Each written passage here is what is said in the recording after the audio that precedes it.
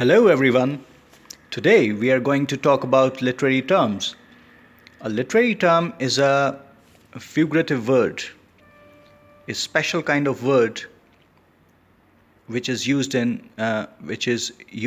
mostly in literature. Means the language of literature is literary, and so and we will talk about literary terms in general in another topic, which is literary appreciation. But in this video, what we are going to talk about is a literary term, a particular literary term, which is called sonnet, and it is prescribed for the students of BA second year pass course English Literature for Mohanlal Sukhadia University, Udaipur. So, sonnets. Literally speaking, a sonnet is a lyric poem of 14 lines written in iambic pentameter lines. Now, what is iambic pentameter? We will talk about it in another topic, literary appreciation. And what I can tell you right now is that iambic pentameter is a kind of metrical form in which most of the English poems have been written. So literally speaking, a sonnet is a lyric poem, means a poem, a musical poem, or a poem which can be sung to the accompaniment of a musical instrument. It means that it is a kind of poem which can be treated as a song. It can be sung. So a sonnet is a poem of 14 lines, and there are two main patterns of sonnet writing: Petrarchan sonnet and English sonnet. Petrarchan sonnet is also called Italian sonnet, and English sonnet is also called Shakespearean sonnet. Now,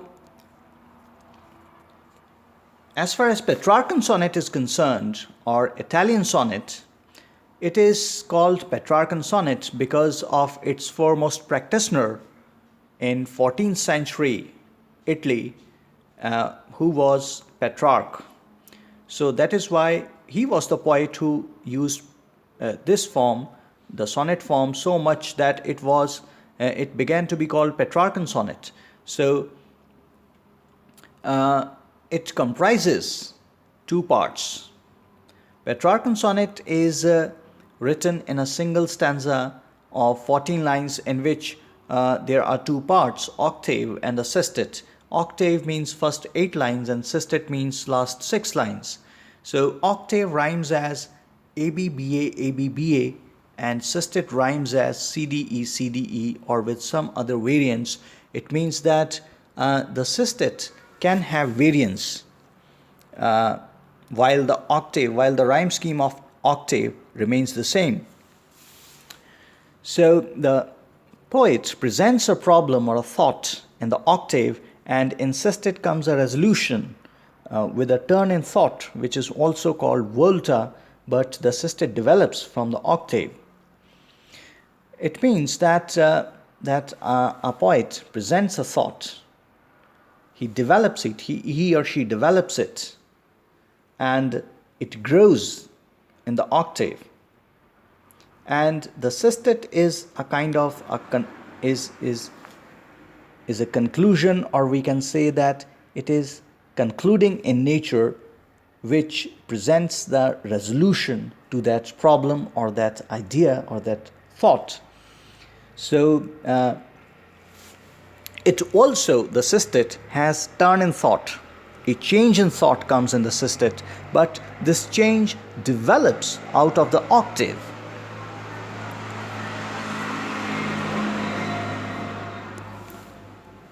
In the early 16th century, Sir Thomas Watt imitated Petrarchan sonnet into English, employing the theme of love.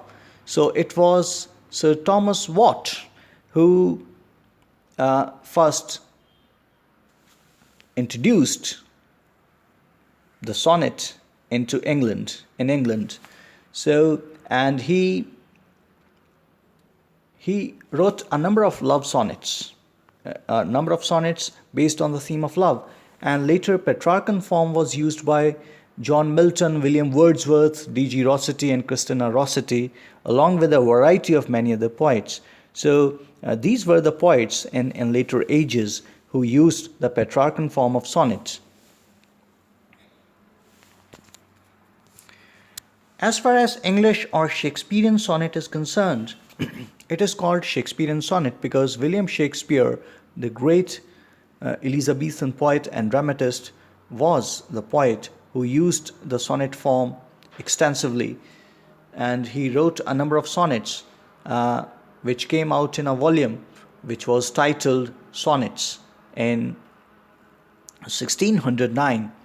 And but it was Henry Howard, the Earl of Surrey, and some other poets, who developed the English stanza form of the Italian sonnet.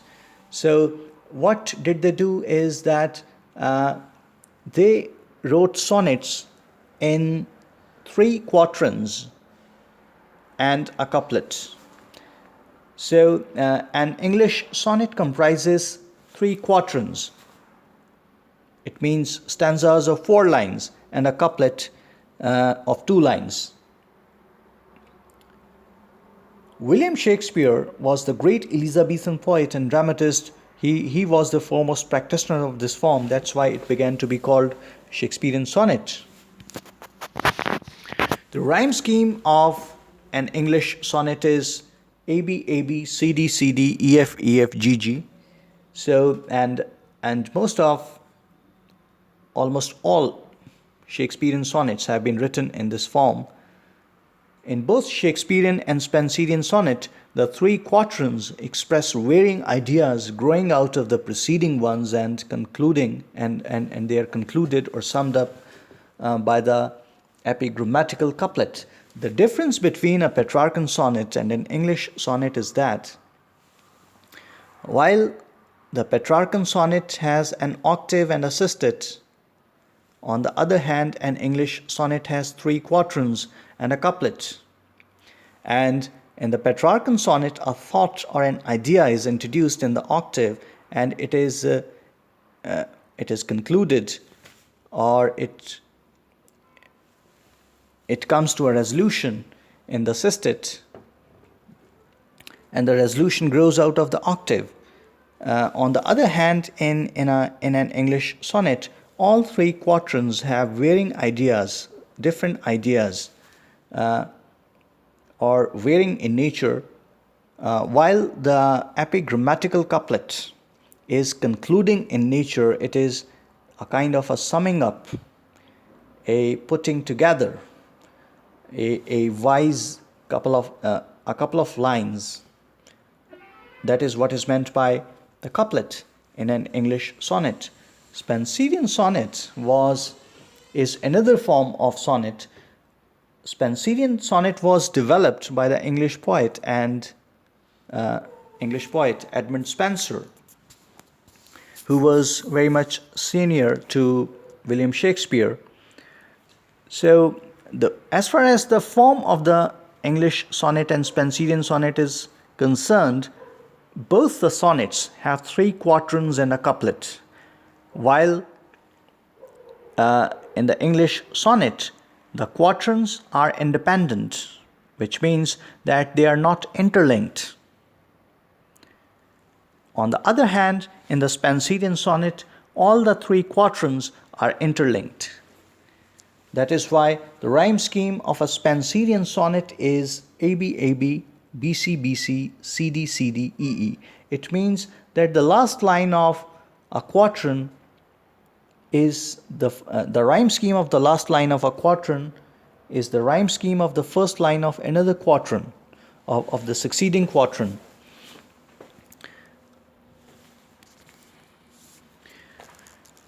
So it was Petrarch who established the reputation of sonnet as a very important form of love poetry.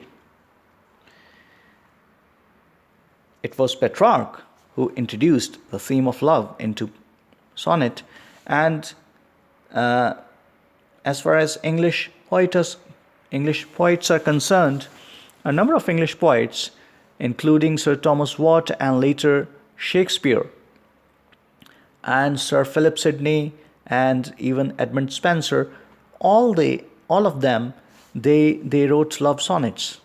They wrote sonnets based on the theme of love. But it was John Donne, the 17th century metaphysical English poet, who introduced religion in sonnet. And his volume of sonnets, or his group of sonnets called Holy Sonnets, is very celebrated. While John Milton, his successor, he introduced politics into sonnet. And many poets have written sonnet sequences or sonnet cycles. A sonnet sequence or a sonnet cycle means a group of sonnets written on the same theme, or they are interlinked, or they are grouped together, and they are read as a group of poems. So some celebrated sonnet cycles, sonnet sequences are as follows. Astrophel and Stella, which came out in 1591, was written by Sir Philip Sidney. Amoretti, it came out in 1595 and it was written by Edmund Spenser. Sonnets, 1609. It was written by William Shakespeare. The River Duddon, it was by William Wordsworth. House of Life, it was written by D.G. Rossetti and it came out in 1881, while Modern Love was written by George Meredith, which came out in 1862. Sonnets from the Portuguese, it was written by 1850 by Elizabeth Barrett Browning. Alterwise by Owl Light, 1936. It was written by Dylan Thomas. In Time of War, 1939, was by W.H. Auden. So these are some very celebrated sonnet sequences. I hope you got the point, and so I thank you all for listening and watching the video. Thank you.